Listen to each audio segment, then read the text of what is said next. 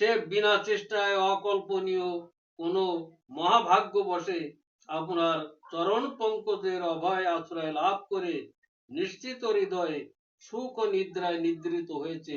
মৃত্যুই বরং তার ভয়ে দূরে পলায়ন করছে। আপনি ভক্ত ভয়হারী, অপরপক্ষে আমরা এই দুষ্ট কংসের ভয়ে নিতান্ত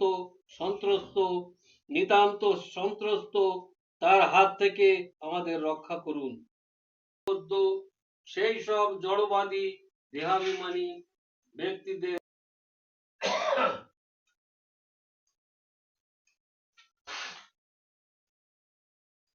আপনার সুরক্ষার কথা ভেবে আমি কংসের ভয়ে দিশাহারা বোধ করছি।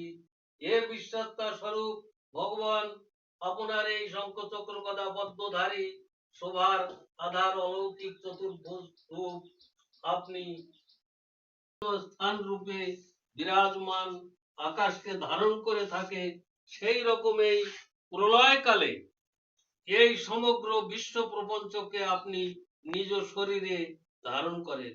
সেই পরম পুরুষ পরমাত্মা আপনি আমার গর্ভে আশ্রয় নিয়েছিলেন। এই ঘটনা আপনার অদ্ভুত মানুষের লীলা ছাড়া আর কি। শ্রী ভগবান বললেন, দেবী, স্বয়ংভূ মনন্তরে তোমাদের প্রথম জন্মে এই বসুদেব সুতপা নামক প্রজাপতি রূপে এবং তুমি কৃষ্ণী নামে তার পত্নী রূপে জন্মগ্রহণ করেছিলে। তোমরা উভয়ই ছিলে একান্ত রূপে পবিত্র চরিত্র, বিশুদ্ধ হৃদয়। ভগবান ব্রহ্মা তোমাদের প্রজা সৃষ্টির আদেশ দিলে তোমরা ইন্দ্রিয় সমূহকে সংযত করে কঠোর তপস্যা করেছিলে।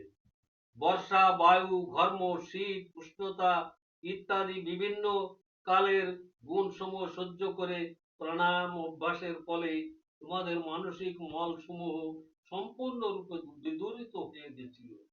কখনো শুষ্ক পত্র আহার করে, কখনো বা কেবল বায়ু ভোগ হয়ে তপস্যা করতে করতে তোমাদের চিত্তে প্রশান্তি জন্মেছিল। আমার নিকট হতেই অভিষ্ট লাভের আশায় এইভাবে তোমরা আমার আরাধনায় নিরত ছিলে। আমাতে চিত্ত নিবিষ্ট করে এই প্রকার পরম দুষ্কর কঠিন তপস্যায় তোমাদের 12,000 দিব্য বৎসর কেটে গেছিল। বাবা!